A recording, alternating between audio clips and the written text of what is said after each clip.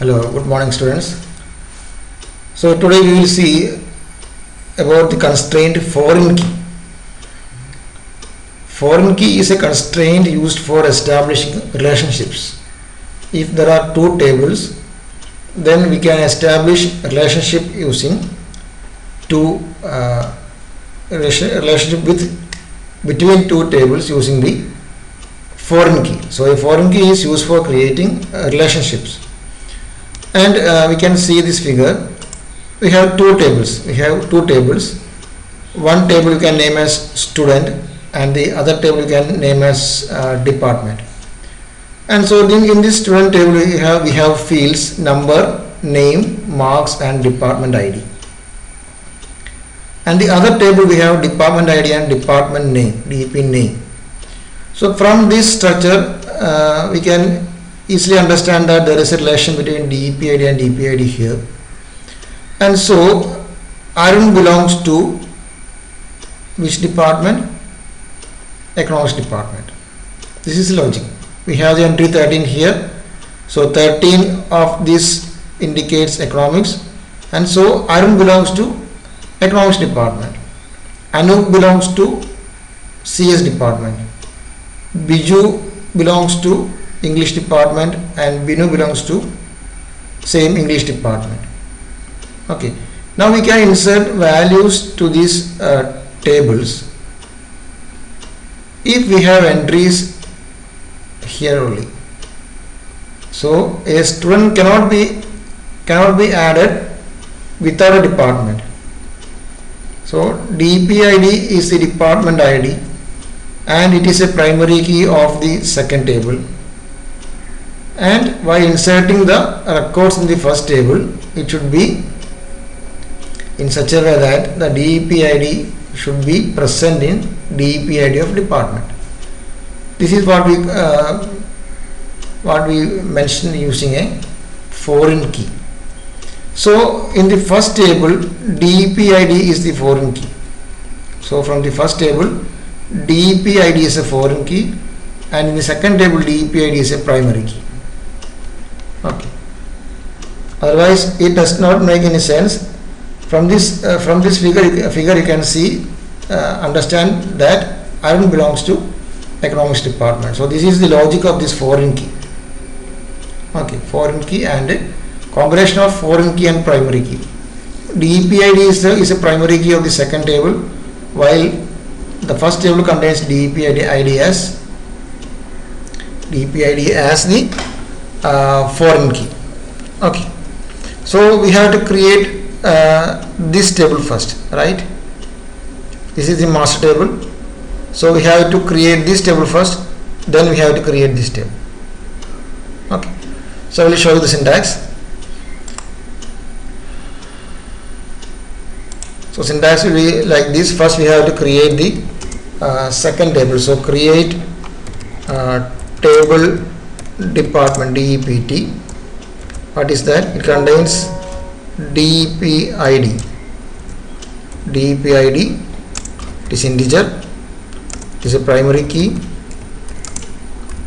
Okay, and the second field is DP name. Okay, DP name, it is character. Can give us 10 or 20.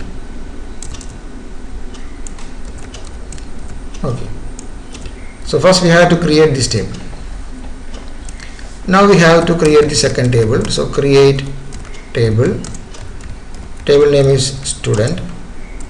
It contains fields as number, which are the fields number, name, marks, DPID. Number, integer, comma. It can be primary key of that table, primary key. So you have to remove the comma because it belongs to the same field, number, int, primary key. Okay, then name, that is student name, character 10. Okay, then what was it? Marks and DPID.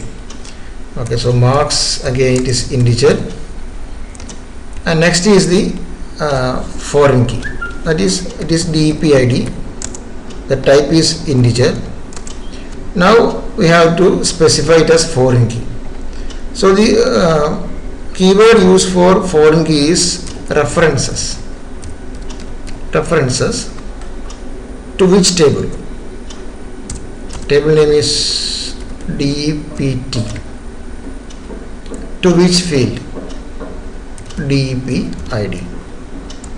So this is the syntax for creating a relationship.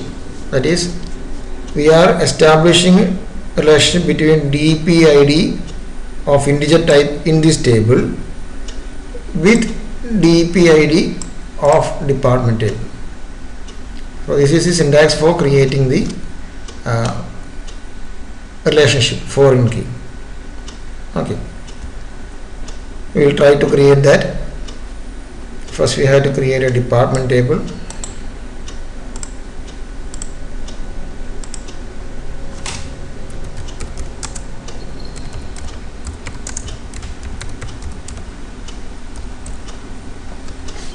Okay, first we are creating a department table.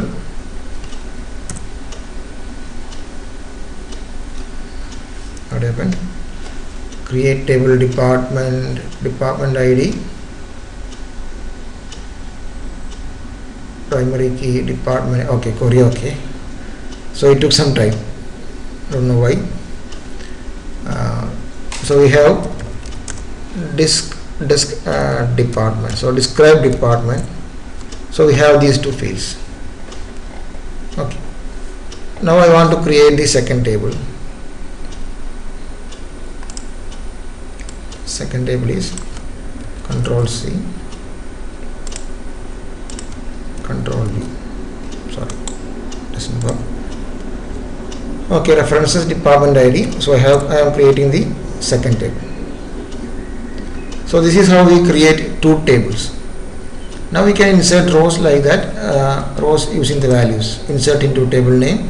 First we have to create values of the second table. Then we have to create the values. We have to insert the values to the first table. Okay. So the second syntax will be like this. This is column level. This is column level constraints. Column level constraint definition of foreign key. The other one, table level. Table level can be like this. Create table student. After all the fields, department ID int comma. Now we have to give the references list. Okay.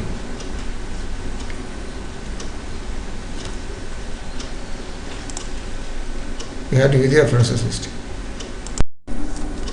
So here we have to use the keyword foreign key. Foreign key. Which is a foreign key?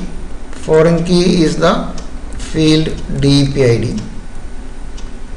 Then we can give references DEPT, DEP ID. Okay. So if you are using a table level constraint definition, we have to be careful that we need to give a keyword called foreign key, and inside bracket we have to pass which is the foreign key of this table and to which table it is referenced. Okay, so this is table level, and the other one is table level with name for the constraint. That is, you can use like this: create table student marks DEP foreign key. Before that we have to give the constraint name. Constraint name as T5. Constraint can be any name. Constraint name foreign key DEP ID references department. Department ID in department table. Okay, so these are the three syntaxes. This is the easier one. While creating itself, we can create the relationship. Here also we are during creation we are using. Here we are giving a name for the constraint. The fourth method is to add the constraint by using alter command. Alter table, add constraint, foreign key, alter table student. The syntax will be like this. If we have alter table student, add constraint, which constraint is to be added? Foreign key is to be added. Add constraint foreign key. Which field is the foreign key? DEPID. To which table? References.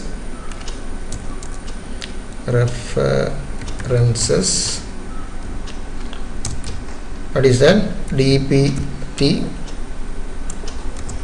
DEPID. DEPID of department table. We can give a name for the constraint here also. Add constraint T6. Foreign key, DEPID, references, DEPT. In bracket we have to give the corresponding field name. So we have different methods to establish these relationships, and this is the way we create the relationship. And one more thing is that we can give a keyword called on delete cascade at the end of this query. It is for while deleting the records of the master table, that is department table, the entries which have values, corresponding values at the in the student table will be deleted. That is delete cascade. If we delete something from the master table, then the records having the entry, that is, if I am deleting 13, if I delete 13 economics from this table, then this record will also gets deleted in order to maintain data integrity, because there is no department named 13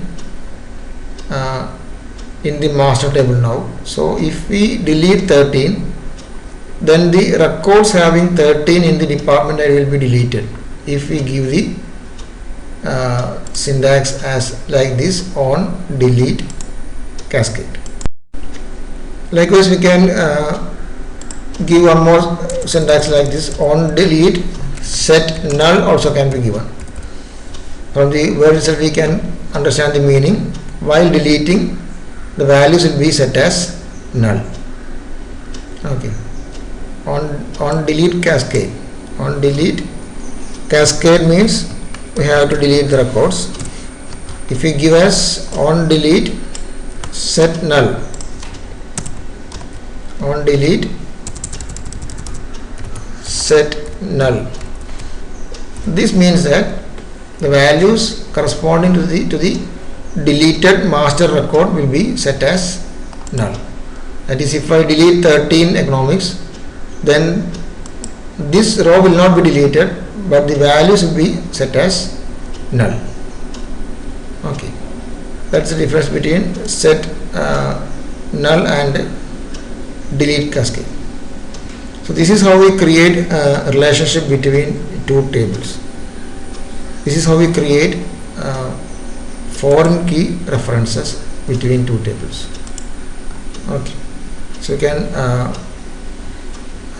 practice to find out the